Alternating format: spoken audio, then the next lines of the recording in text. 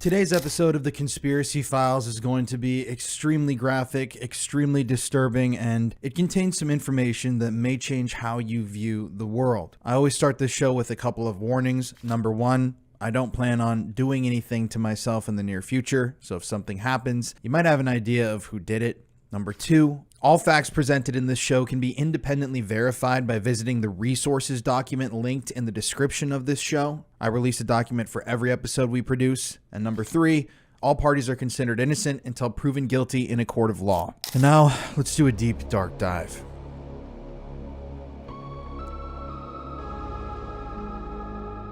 The Chateau de Ameroi. What a name. So I initially came across this story. Someone tagged me in this, and I watched a YouTube video about it when I was actually on vacation, and immediately when I started learning about this place, I couldn't stop researching. So I ended up going through books. I watched every video I could find about this place. I did independent research, looked through documents, and tried to find as much information as I could about the chateau. But it's very weird because there really isn't much information about this place. Now, with chateaus or castles in Europe, usually when you Google them and you try to find their history, you will immediately discover, who's lived there, the things that happened there, the dukes and duchesses that called these places home. But when it comes to the Chateau de Ameroi, it seems that the history online has been heavily censored. In my opinion, that's for a reason. But it is very mysterious. With a place that's so huge and so historic, and it's an old building, usually you're going to find information about it online. But in my opinion, the history and information about the chateau has been purposefully obscured and hidden. And through this episode, you are going to understand why I think that. If you don't know, I have a YouTube channel. It's my main channel. It's called The Paranormal Files. I've been doing paranormal investigations for 10 years. And next week on The Paranormal Files, I'm releasing a full documentary about the Chateau de Ameroi. We actually went there in person. We found some extremely disturbing stuff. We investigated the area, and it was indescribable. There's tripwires all around this place, motion sensors, cameras. It's the most heavily guarded place I think I've ever seen.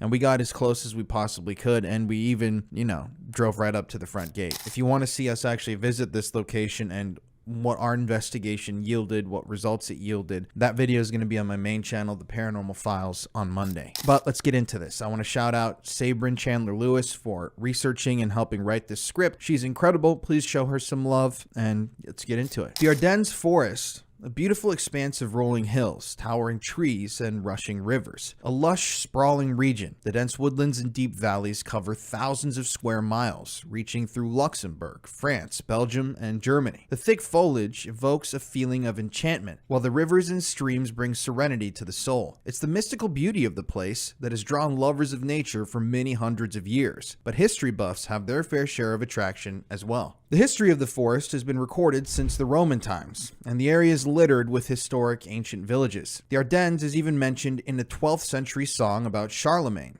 and the rock Bayard, which resides in the forest, is said to be the very site where the legend of Bayard took place. But the enchanted forest has its fair share of darkness, and contains legends much more sinister than those of the horse that jumped over the river Meuse with one powerful kick. Blood has soaked the grounds of the Ardennes, as it was the setting for the Battle of France, the Battle of the Ardennes, and the horrific Battle of the Bulge. Knowing this already gives the mystique of the forest an eerie light. But there could be something lurking in the trees that carries an even darker lore.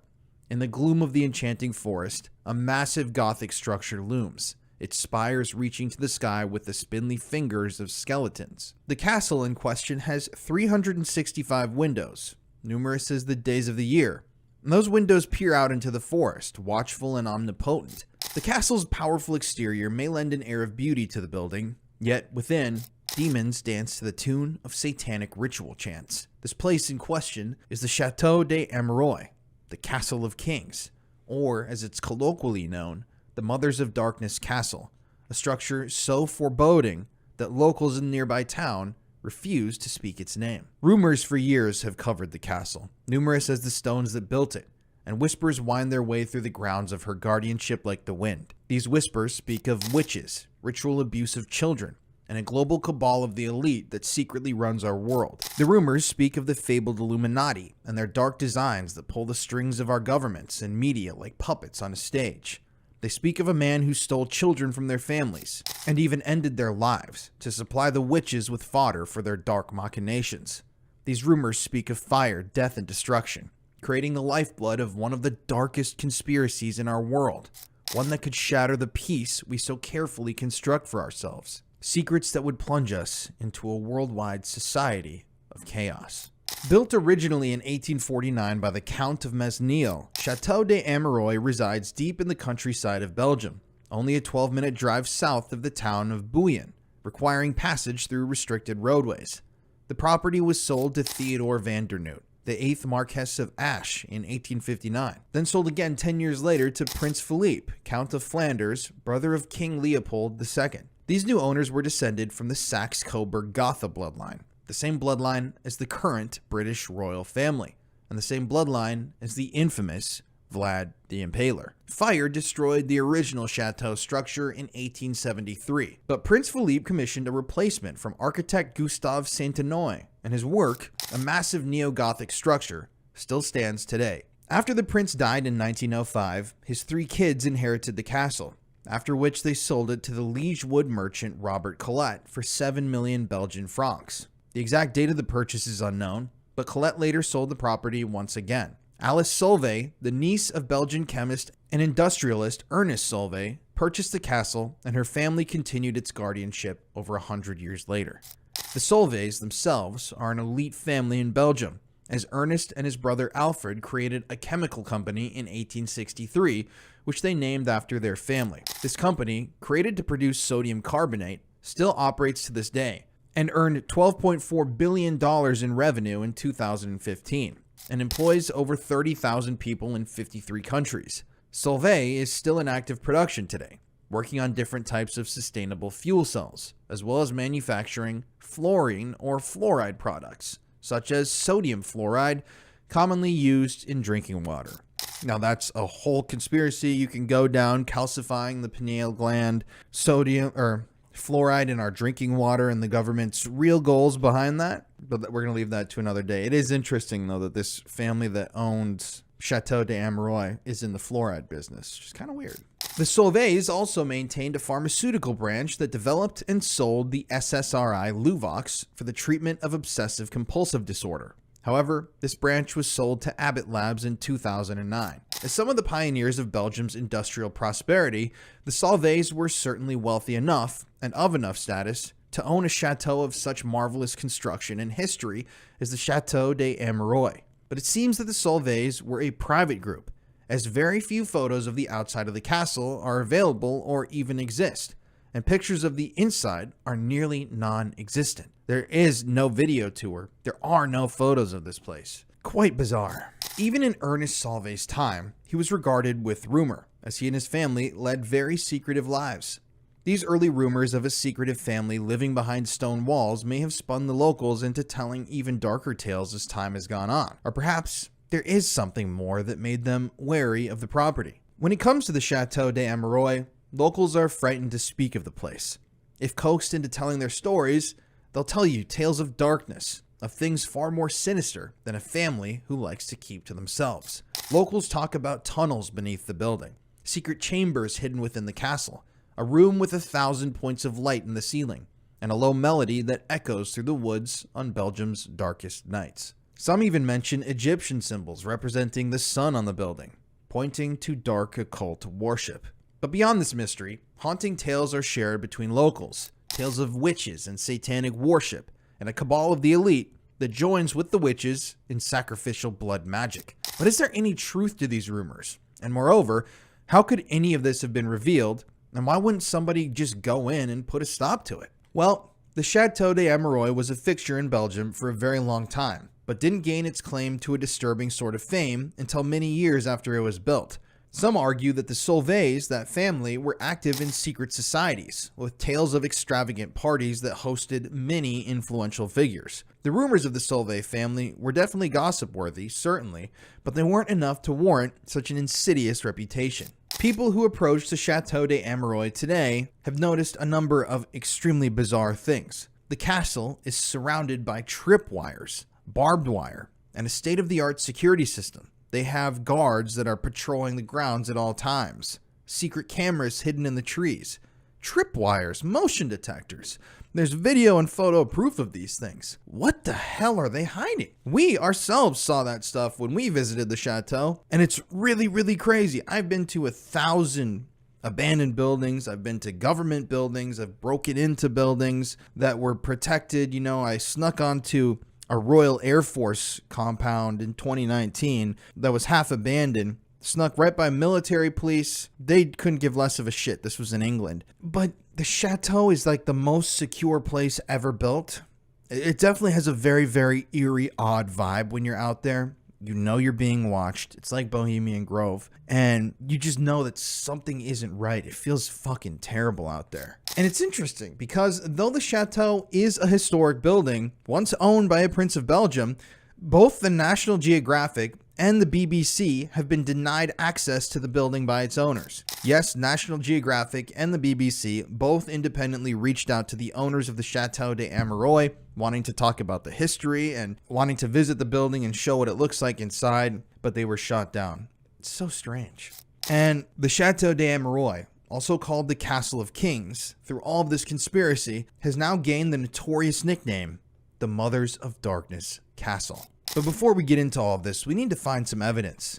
And we need to talk about the Marc Dutroux scandal. Because these dark tales wouldn't find their roots until the turn of the 21st century, but they couldn't have found more putrid soil to sprout from. Indeed, the stories of the castle truly took a turn for the unspeakable, once a man named Marc Dutroux entered the public eye in the worst way imaginable. Marc Dutroux, born November 16, 1956, was a career criminal who found his operating grounds on the streets of Belgium. We already did an episode about Marc Dutroux. If you want to do a deep dive into his case, it's already on the Conspiracy Files, and we did a documentary that's coming on my main channel in the next few weeks where we went to every single Marc Dutroux location, including the site of his house. We had people confront us. It's fucking crazy. Marc Dutroux was a scrap dealer and an unemployed electrician who supplemented his income with thievery, stolen car trading, and drug dealing. Some people believe that Dutroux was also involved in adult prostitution. But these crimes weren't enough for Dutroux as he grew older. You see, Dutroux had a record for being a pervert when it came to women. He would regularly and purposefully bump into women at local ice rinks as an excuse to touch them. This was already creepy enough, but Dutroux also had a wife and children at home. His first wife had divorced him over allegations of abuse in 1983, and he later remarried. But Dutroux simply wasn't satisfied with one woman. According to his second wife, Dutroux would regularly go out and attempt to cheat, but apparently, he wasn't meeting enough women on these ventures. Since he wasn't reeling in enough prospects the legal way, Dutroux then took his crimes to a much more disturbing level in the 1980s. He began to kidnap and rape teenage girls, aided by several accomplices, one of which was his wife. 5 teens, one as young as 15 and one as old as 19, were kidnapped and assaulted before Dutroux was finally caught and arrested. He and his accomplices received jail time. However, Dutroux only received 13 years for his crimes for rape 5 teenagers, and of that time, he only served 3 years in prison. You see, Marc Dutroux was released by Melchior Wathelet, the Belgian Minister of Justice at the time. This release was granted against the advice from professionals, one the public prosecutor, and the other Marc Dutroux's prison psychiatrist. Both of these individuals regarded Dutroux as extremely dangerous. Yet apparently, the Minister of Justice thought otherwise. And more concerning was the fact that while he was in prison, Marc Dutroux was receiving money from the government of Belgium. You see, he had convinced a healthcare professional that he had a mental illness that caused him to be disabled, and he collected around the equivalent of $3,000 a month in public assistance. Marc then used this money to pay for several properties that he owned in Belgium. Most of these were vacant, and some were even eventually used to and hold his kidnapping victims. But despite somehow having the money for 7 properties, Dutroux's state stipend wasn't reduced. The question could and should be asked how an unemployed electrician and scrap dealer was making enough money to own 7 properties. Yet his funds were never looked into, even though these funds were being used to maintain ownership of the locations used to hold and assault his victims. Most could assume that this high cash flow was due to Marc's drug dealing and stolen car trading, but the truth of this insane cash flow was never revealed. Now, we know that Dutroux got this money from trafficking and children to the elites, but we'll talk about that in a second. While Mark was in prison, he was prescribed sedatives for a fake sleeping disorder that he created, sedatives that he would later use on his victims. After his early release in 1992, DeTrue went a step further into the criminal world. Kidnap and rape weren't evil enough for him. He had to turn to murder.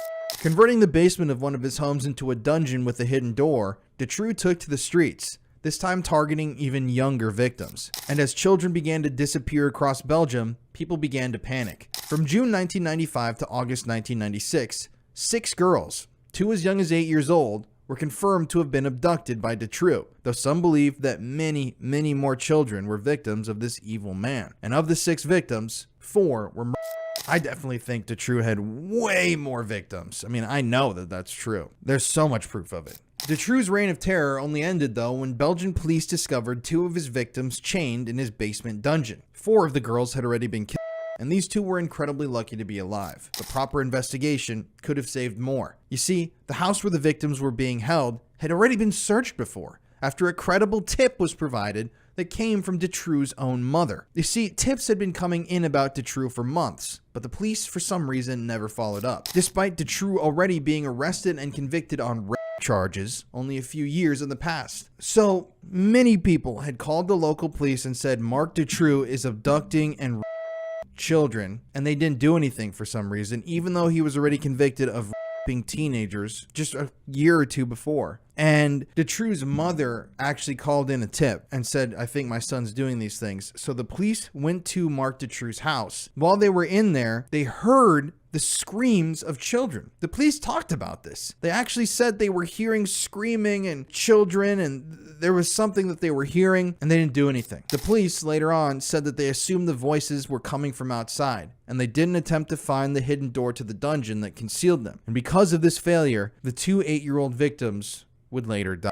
That's right, the police were in the house where the girls were being held hostage. They were hearing the girls scream, acting on a tip about Mark DeTrue abducting and children, and they just walked out the door and let those kids die. They should be sentenced to prison. DeTrue was only caught after being positively identified while he was kidnapping someone. He was finally arrested on August 13th, 1996, along with 2 of his accomplices. And as police investigated the horror show DeTrue had left behind, they located tapes and the bodies of children buried in his backyard. But moreover, they discovered the body of one of DeTrue's accomplices, a man named Bernard Weinstein, whom he had allegedly killed because he had become a liability and was at risk of being caught by police. DeTrue had been caught, and he would finally be sentenced to serve out the rest of his life in prison. But a botched investigation would set all of Belgium into a frenzy. You see, aside from the police having allowed the of those 2 8-year-old girls by failing to properly investigate, the Belgian police practically protected every other accomplice of DeTrue's that could have been revealed. You see, throughout their investigation, the police found videos, undeveloped film, and photographs of the victims.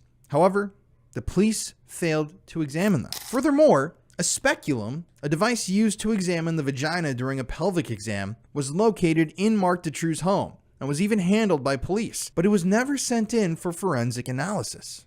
Why? Then the autopsy of one of the victims proved that she had been assaulted for a very long period of time over and over again. Yet the police claimed there was no DNA evidence, no witness reports, or forensic reports to prove that these assaults were from DeTrue or any of his accomplices. DNA testing was performed, yet no one was informed of the results, not even the prosecutors who would go on to handle the case that would finally shut DeTrue away forever. It was also revealed that the police had failed to follow up on a tip that could have caught more accomplices and saved a young girl's life. One of the 8-year-old girls had been spotted at a nightclub in Charleroi, Belgium, but the police failed to show up at the scene to investigate. This only became more concerning as at the time of this sighting, Mark DeTrue had been arrested for car theft. So that doesn't make sense. Mark DeTrue, at that exact moment, had been arrested for stealing cars, and he was in prison. He was actually serving a sentence. So if this victim was at a Charleroi nightclub during Mark DeTrue's brief stay in prison, then someone else would have had access to Mark's dungeon where the girls were being kept. Mark's wife was apparently left in charge of the girls, yet she later stated she was too afraid to even go near them. Multiple unidentified hairs were found in the dungeon after the home was finally searched. Those hairs were sent to DNA analysis, and these 25 unknown DNA profiles were identified, but they never attempted to match them. So that means you've got 25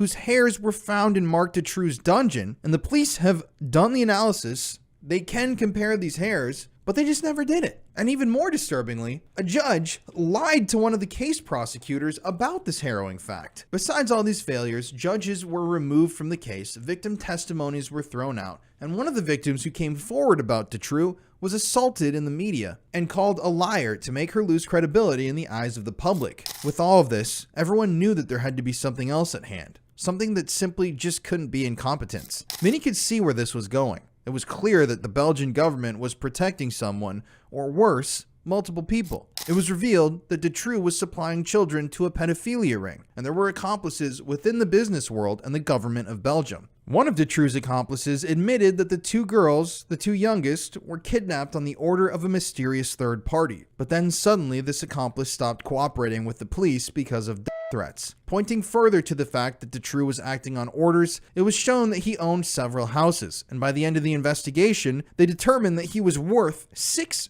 million francs. The police didn't follow this trail though, but someone else did, thank God. You see, this is where WikiLeaks comes in. Through a WikiLeaks release, it was learned that large sums of cash were sent to Dutroux' wife's bank account, even including from different currencies than the franc. WikiLeaks even claimed, and you can go verify these, I've looked at the documents, that these currencies and this money arrived right at the same time the girls were abducted. So it seems the transfers in values suggested to some that Marc Dutroux was indeed linked to a pedophile ring and that he was the supplier. Dutroux even said so himself. He claimed that he was acting on orders to kidnap the girls. He stated that he personally wasn't a pedophile and that he was supplying these children to other people. It was also revealed that Dutroux was aided in some of his kidnappings by the Belgian police themselves. It became the belief of the people of Belgium that Dutroux was supplying these girls to the government of Belgium, as well as to the business elite. This only became more clear when Jean-Michel Nihoul, a business magnate, was pointed to as an organizer for the parties when children would be supplied to pedophiles,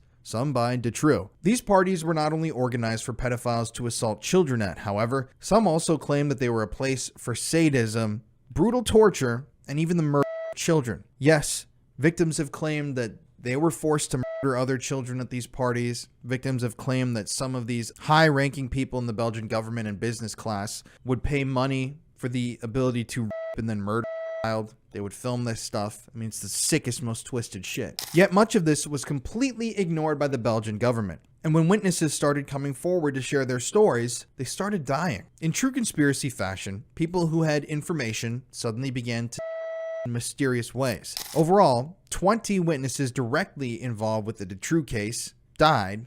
There's a lot more that had, partial connections to it that died in weird ways as well. And much of this truth was hidden forever. I mean, this shit is fucking crazy. It's in the episode we did, but this would be like someone was like a witness would be driving to the police station to do an interview with the police, and their car would swerve and smash into a wall and they'd die. Or someone was going to testify to the police or whatever the situation was, but they'd be like talking to the authorities the next day, and the night before they would jump off a bridge and be found drowned in the river.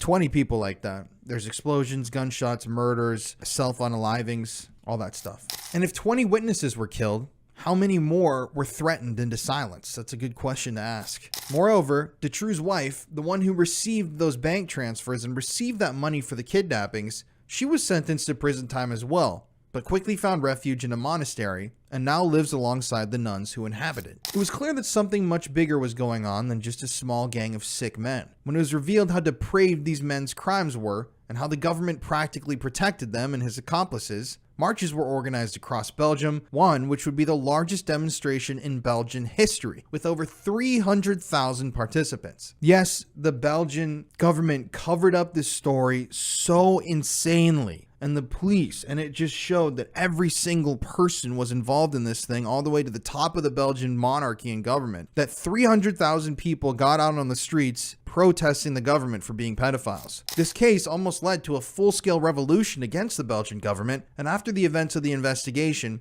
nearly a third of Belgians with the Dutroux surname legally changed it to have no association with the criminal. So eventually, Marc Dutroux was sentenced to life in prison in 2004, And after the trial ended, the case files were sealed and heavily redacted to ensure that no one could ever stumble upon the grisly truth. That's one way governments enact cover-ups. They seal files so that nobody can ever look at the truth of what really happened in these cases. WikiLeaks, though, wouldn't let that stand. In 2009, they made sure to publish what they could find for the public to view. But the Belgian government acted quickly. They scrubbed these documents from the internet as fast as they could and ensured that no one could look in on their dirty secrets. They claimed that they removed the documents from the internet because certain people were named who were innocent, but who had been mentioned during the investigation. The government of Belgium said that they didn't want these people facing unjust scrutiny, so they were hiding the documents from the public eye. This only confirmed to people who looked at these documents their suspicions that these perpetrators were sky-high members of society, that the government of Belgium was hiding an elite pedophile ring that operated right under the citizens' noses. Moreover, the Belgian X-Files, as they were called, were later released, detailing the accounts of witnesses. All the details of this case made it clear that high amounts of money were involved, as well as blackmail and a sophisticated organization that protected its members.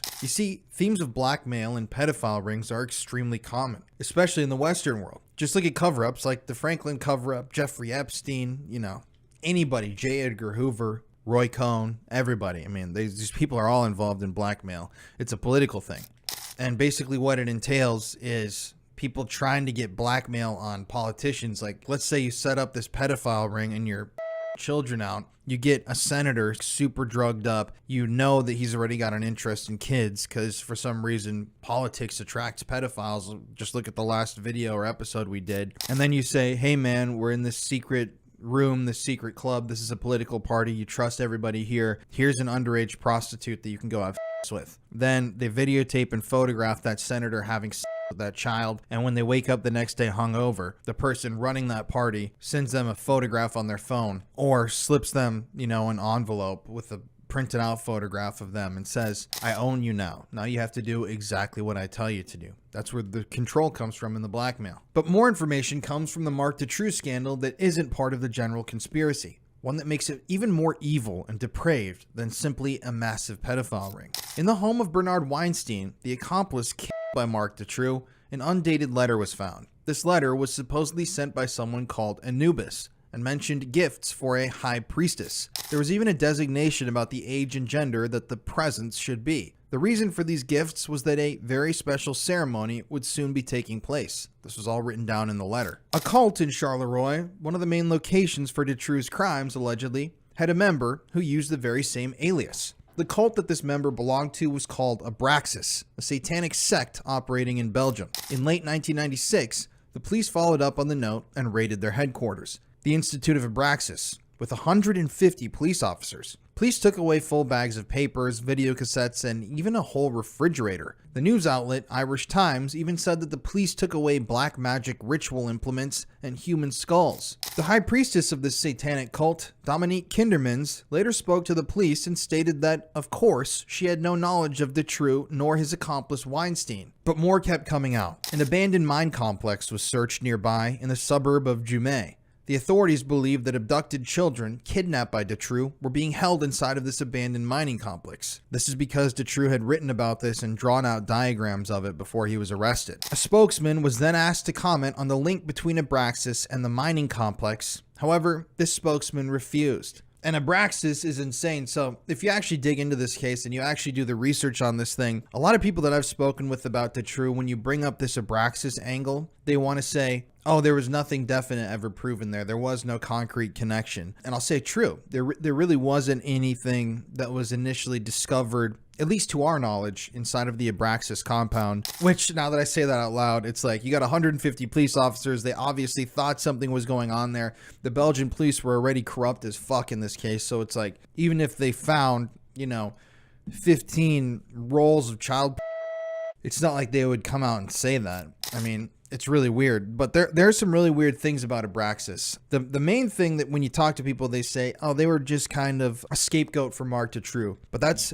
in my mind, untrue. I mean, the letter itself is extremely bizarre. It's written directly to Bernard Weinstein. It's in his house. I think it was the night before or the day before the raid on Abraxas. Witnesses who lived in the area that surrounded their temple, they actually saw members loading a ton of shit out of the building. Like, it looked like they were moving out, they said. There's people that saw this and they testified about it. So it's just, I mean, really weird timing. What are the odds that you're going to be moving out a ton of shit? I mean, like, that's a really weird fucking point. People have mentioned rumors for many years that secret tunnels connect Chateau de Amereuil to the rest of Belgium. But there's even more compelling evidence that links Marc Dutroux, his massive pedophile organization, and the Mothers of Darkness Castle. Many of the Marc Dutroux scandal activities are said to have taken place in castles, named by leaked documents on the Dutroux case. This theory was further pressed forward by the 2001 book, Pedophilia File, The Scandal of the Dutroux Affair. In this book, the Chateau de Amereuil is said to be the site of not only child abuse, but also satanic rituals. Apparently, according to the authors, a report that surfaced from the Dutroux affair brings a concerning letter to light. It's from a retired gendarme or a police officer, and specifically, it mentions this castle. This gendarme apparently hosted a priest from Mexico in early 1996. A friend of the priest, a Dutchman, came to pick him up from the gendarme's home. This Dutchman apparently claimed that the Chateau de Amereuil was a place where pedophilic parties, as well as the satanic ritual sacrifice of children, took place. Councilmen, lawyers, and high-ranking judges in the government were all said to have attended orgies organized by Dutroux's organization. And according to the Dutchman who wrote that letter, the one who informed him of this activity was a member of NATO, and he was an American. Apparently, this American participated in one of these rituals and was disgusted by it, and later returned to the US. But that wasn't all. Apparently, this priest who the Dutchman came to see was later in contact with the families of the two 8-year-old victims of Marc Dutroux. But more came forward from author and conspiracy theorist Fritz Springmeier. Apparently, the castle is indeed used by pedophiles and Satanists and murder small children in a ritual called the Pink Ballet. Now, to put this into perspective real quick, the Belgian X-Files, I've read through every single page. There are hundreds of pages, and they're some of the most incredibly disturbing shit I've ever read. They're all essentially summaries of testimony or direct testimony from victims and witnesses of Dutroux's crimes that were, I believe, mostly, if not completely, deemed unusable in court. So they had hundreds and hundreds of pages of testimony of children talking about getting naming people's names, talking about watching children get I remember one of the things I read was this girl watched these men make another little girl. I don't even know how to say this. She had no clothing on, and apparently they made a dog do things to the girl, and then they allowed the dog to eat the girl from the privates up while she was alive, and they filmed this whole thing, and the men were laughing watching this. We actually visited the place where that was supposed to have happened in our Dutroux documentary, but that's just one. There's thousands of things like that these children are claiming happened, and the police completely ignored all of them and said that, yeah, this stuff didn't happen. These are just, we can't confirm that this happened because there's no witness that's going to speak to it other than the witness themselves, which is the child. And so that's why when you get into these X-Files, it's a controversial thing because, it's weird. There isn't like direct physical evidence, but there is a lot of really, really, really direct evidence. Like there's one victim who testified named Regina Loof, and she talked about where that dog thing happened, and she described the interior of this building, said it was made by this corporation. It's got a very distinct interior. She described the furniture, the lighting, everything. It was an industrial building, so a place that a child would never be. She had no family that worked there, anything like that. And when the police brought her there to talk about it, they went into the building and found that it was exactly how she had described it. So stuff like that. There's a ton of corroborating evidence in there. And it's just wild to me that the police just never did anything. They sealed these files so that people would never read them or learn about this stuff. But let's get back to the Chateau and the Pink Ballet. I just wanted to explain that so when we talk about the Belgian X-Files, you know what I'm referring to. It's victim testimony. The Pink Ballet is mentioned quite regularly in the Belgian X-Files. The files were named the X-Files because the witnesses' own identities were redacted in favor of the letter X and a variable associated. So these kids, these victims, instead of using their names in these X-Files, these victims were referred to as X1, X2, X3, X4, and so on. The witnesses state that the Pink Ballet was connected to or supplied by Dutroux and his accomplices. Apparently, video evidence was captured of this event, videos which included the faces and names of prominent politicians. With confirmation that this ritual exists, Could Springmeier have been taking it a step too far by saying it was a satanic ritual where took place? Witness X1, or Regina Loof, says otherwise. During the trial, Regina was deemed witness X1 to protect her identity, but later came out into the open. This woman and others described some horrific events that would occur at these gatherings. Loof went to the media in 1998, being interviewed by Panorama, partially sharing her story. According to Regina, she was raised by her grandmother from birth to be used by the massive pedophile ring, of which CHATEAU was only a small part. Regina was trained in the most demented of ways, experiencing things that children should not even know exist, let alone be subjected to. Regina stated that she began to be abused by pedophiles within the ring at the age of 3 or 4, and that money was the primary objective. She also said that snuff films were a regular aspect of her life. When she was 10 years old, Regina claimed she became pregnant by a pedophile. After giving birth to this man's baby, Regina was only allowed to be with her child for a few moments before this group of pedophiles ripped the baby from her arms, assaulted it, and murdered the baby, then its corpse, all on video while smiling and laughing in front of Regina, since she was 10 years old. She continued on, saying that when children were past the age where they could be bought and sold, they were killed on film, and those films were then sold to clients. Regina stated that she had seen the films herself, and that these videos were regularly viewed and played at these parties. At these parties, several children will be provided to groups of pedophiles. She went on to say that those who had been witnesses to the murder in real life were at the parties, and that they gave commentary as the video was playing out, cold and remorseless of their monstrous crime. She stated that while the pedophiles would be watching these snuff films, she and the other children in attendance were. She then gave an account of the murder of 16-year-old Christine Van Hees, a murder linked to both Marc Dutroux and Michel Nahul, the business magnate. 16-year-old Christine was apparently forced into by Michel Nahul after being introduced through Marc Dutroux. Regina explained that Christine, the 16-year-old victim, was murdered because she couldn't adapt to the and so she was killed by Dutroux, Nahul, and others that she refused to name. She then named other girls who were victims and described the levels at which people entered the organization. She said that people didn't immediately enter the ring and take part in the murder.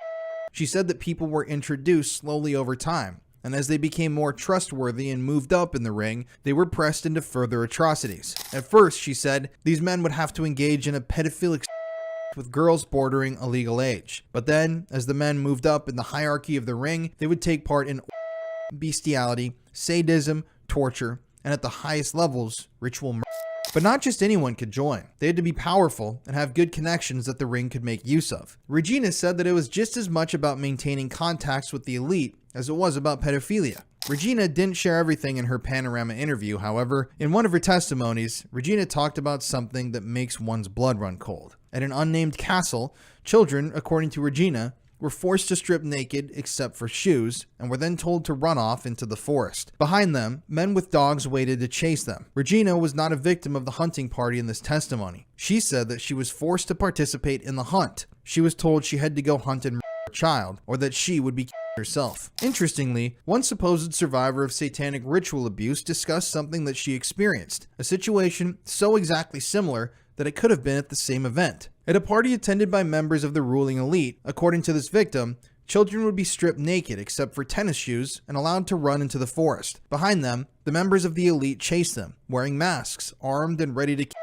if the children were caught. It mimicked the most dangerous game, the famous story by Richard Connell, where a Russian aristocrat hunts a castaway on an island in the Caribbean. Even in real life, this so-called game was dubbed with this title, even though the victim was not an accomplished big game hunter, but blameless innocent children. The survivor stated that the game would start early in the evening, which Regina Loof also corroborated. This unnamed survivor felt she had no place to run and no place to hide, though, and there were no limits as to what could happen to her at the time. It was one of the most extreme situations she had ever survived. Yet somehow she managed to pull through. The fact that satanic cults could exist right now before our very eyes, and the depth of evil of the crimes they were committing, seems like something that could only happen in a barbaric era. But was this horrific game also being played at the Chateau de Ameroi? And was it satanic in nature, as the unnamed survivor experienced? There have been reports about the chateau that these are the games that they play, the most dangerous games, these hunting parties. And obviously that's not something that's going to be written down in history. Regina Louf did have something to say about satanic rituals in her portion of the X-Files. She talked about blood rituals being held at a castle near Eindhoven in the Netherlands, and said that Mark Dutroux was indeed connected to satanic groups. Moreover, multiple witnesses in the X-Files claimed that prominent men in Belgian society were witnesses to and accomplices in satanic rituals at several locations in Europe, some of which included blood magic and sacrifice. But who was this cult, and what was their aim? Well, one of the cults that was named in the files of Dutroux's case, like we mentioned before, was Abraxas. This cult's name has ancient origins, and is known to worship a demon by the same name. This demon is mentioned in an ancient Egyptian invocation, as well as in Judeo-Christian texts. The Basilidians, described by Infernal Dictionary author J. Colin de Plancy as the heretics of the 2nd century, labeled this being as the supreme god. The Catholic Church had labeled this being as a demon, and Plancy stated that the Basilidians attributed Abraxas' rule to 365 skies and 365 virtues. Plancy further states that the Basilidians believed Abraxas sent Jesus Christ to earth, and that Jesus was merely a benevolent ghost. The being is referred to as several different beings, some claiming it's a god, some a demon, and some an archon. What is repetitious in all beliefs, though, is that 365 is a very significant number for this being, as the name in Greek contains the number 365. The same number as the days in the year. The Basilidians believed that Abraxas had another 364 gods at his disposal. Interestingly,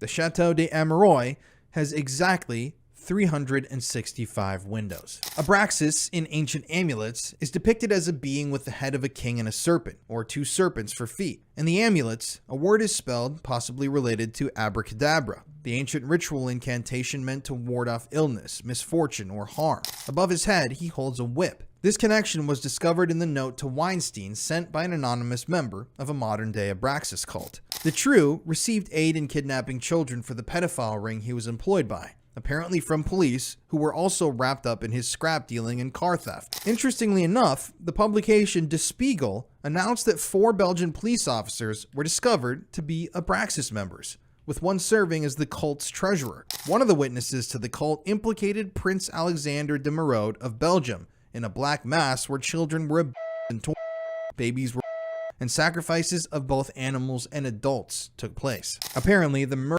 in this ritual were men in black hoods. Prince Alexander is again implicated by Witness X2 as being part of the child hunts that Regina Louf described, though these occurred at Chimay Castle. Satanic feasts are also mentioned, as well as a ritual where an infant and sheep are and their blood combined while an takes place. If this weren't enough, apparently, according to these files, children were forced to eat human flesh and were branded with hot irons. It doesn't seem that any sane being could preside over such horrors, but according to some, those who preside over the rituals were once victims themselves. The Chateau de Ameroi is better known by English speakers as the Mothers of Darkness Castle, and this name comes from the supposed witches who allegedly perform dark magic within its halls. Called the Mothers of Darkness or High Priestesses, it's claimed that these satanic witches were ordained from birth, having descended from old satanic families. Rumors abound that the powerful elite have been part of satanic families for generations, with some even saying that Queen Elizabeth, the same bloodline as the former Saxe-Coburg owners, is also descended from Satanists. The Mothers of Darkness, or the witches of the Chateau de Ameroi, are said to have been the subjects of satanic ritual abuse from an extremely early age. These rituals are alleged to contain physical, sexual, and mental abuse. This abuse results in a dissociative disorder that allows children to be programmable, so that as they grow older, they will willingly participate and even perpetrate the abuse of children. This dissociative disorder is typically multiple personality disorder, now known as dissociative identity disorder. This abuse that these children suffer at a young age fractures their minds early on due to the continuous trauma. In dissociative identity disorder, a victim's personality becomes incredibly warped as a way to deal with the extreme suffering they faced as children. Because they were trained to live with the trauma, they become accustomed to it, and they're groomed to take part in it. The result of mental trauma is well documented, with sexual abuse survivor Paul Benassi, famed for speaking out against the Franklin Credit Union pedophile ring, suffering from the same disorder, claiming that he too was abused as a child in order to be programmed. But back to the witches of the chateau. According to people who've researched this matter, when these women, the mothers of darkness, have reached adulthood, they're finally able to continue the cycle of violence that dominated their whole lives as children. Now that these women are adults and hardwired to accept the trauma, they perform these horrific rituals at the behest of the elite, doing their bidding regardless of the cost. Now, where does all this information come from? I mean, it seems like we're just pulling this from thin air, right? Well, Regina Louf can be cited as a source of evidence in this case. She stated in one of her witness testimonies that she was forced to participate in the abuse as she got older, already having been programmed to accept the abuse from her earliest days. From a young age, Regina was programmed to accept the traumas of her life, even apparently forced to at some points. If Regina could be trained to perhaps these women of the Chateau de Ameroi could be trained to do even worse. Something eerie about the Chateau and the Mothers of Darkness as well is, apparently according to some people and some stuff that I've read, these women are never allowed to leave the walls of the castle. So that would mean that these witches, these satanic witches, are inside of the Chateau de Ameroi at all times. They don't come outside, maybe every once in a while at night to do these rituals, but they're held there and confined there and broken and abused until they become these contorted human demons. So that was eerie when we visited the chateau, thinking there could be these people in there. But why in Belgium? Why would all these horrible things be happening there? And why would a satanic pedophile cult be hiding in the Chateau de Ameroi? Well, Brussels hosts the Council of the European Union, as well as serving as a hub for NATO, just as a NATO member was mentioned in the witness statements about the chateau. Because of these major organizations being concentrated here, some believe that Belgium is the concentration point for the New World Order. Many rich and powerful people make stops in Belgium, all well connected and useful for a cult such as Abraxas. Perhaps because these connected people meet here, Abraxas uses it as a poaching ground for inducting new members into their dark ranks. Or perhaps it's the other way around. Perhaps this massive satanic cult,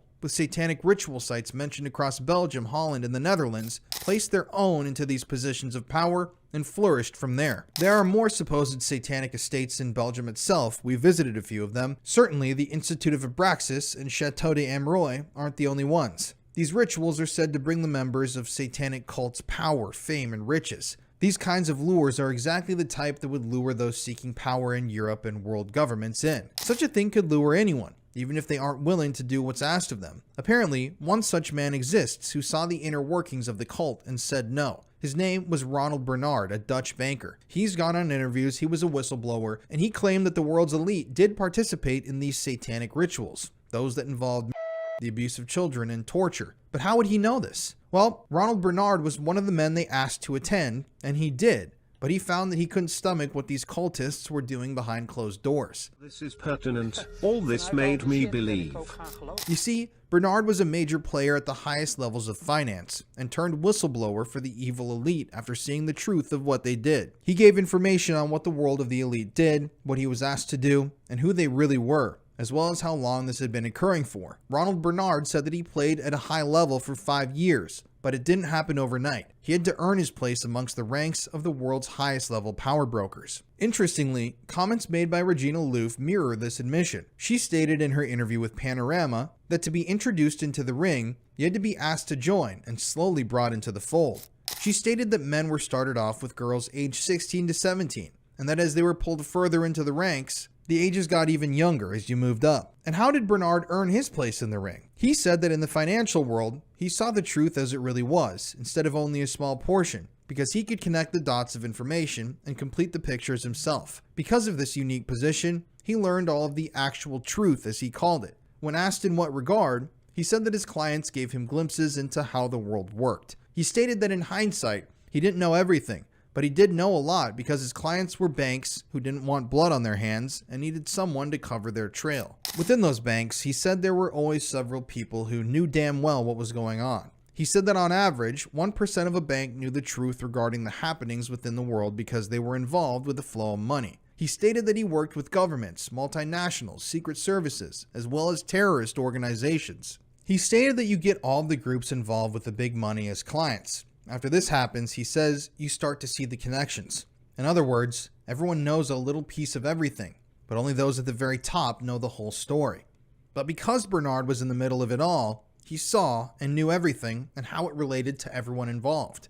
He saw where the money was coming from and where it went, and continued to gain information. and through that, he gained the complete view of everything that was happening in the world. In his position, he said he had to serve and keep everyone happy, everyone in every group, including the terrorist organizations. He later on stated that the secret services of countries were thought of as a body meant to protect the people, their country, etc. But in truth, he stated that these were the criminal organizations hiding behind a mask. But what did he mean by that?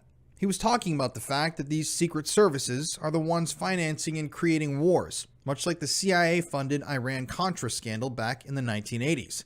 He was talking about the fact that these high-level organizations were the ones creating all the misery in the world.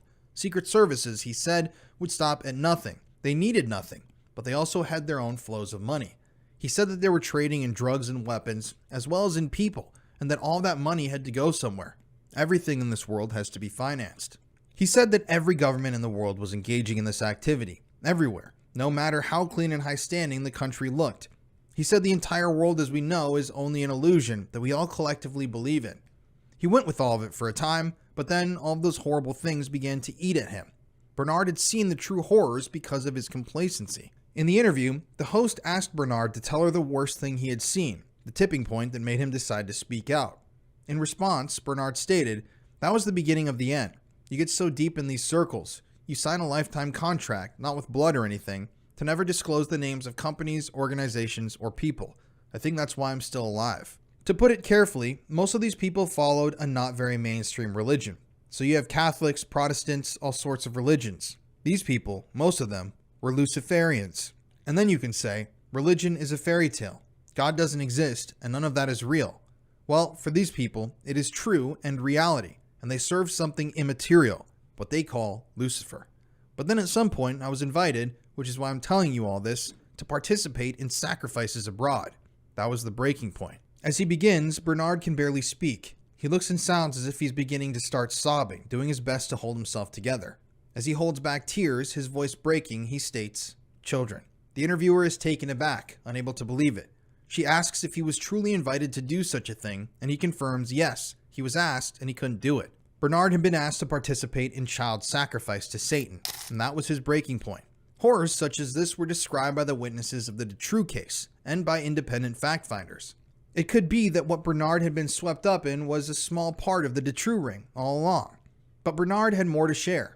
After regaining his composure, Bernard continues. He states that this hasn't only been going on for the past few years.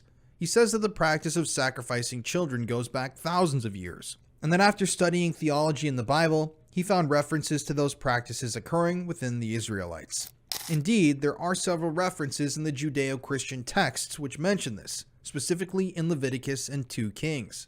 They discuss the sacrifice of infants and young children to a deity called Moloch by burning a child alive. Knowing these sacrifices happened made him believe in what these organizations were doing, because he realized there was more to life than meets the eye. If it was happening then, it could be happening now. Bernard said that in his studies of theology, he discovered a document that he believed made sense of what was happening in the world. But how could Bernard talk about all of this and get away with it? I would assume that he would have been. Ronald Bernard said he was allowed to leave, but it wasn't a pleasant goodbye.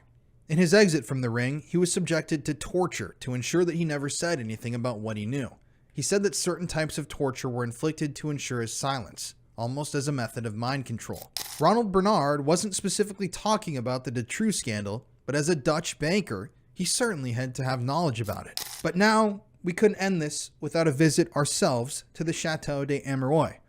So let's cut to August 2024, when Connor and I entered the country of Belgium to go visit the Mothers of Darkness castle to try to track down the source of these conspiracies and look evil straight in the eyes.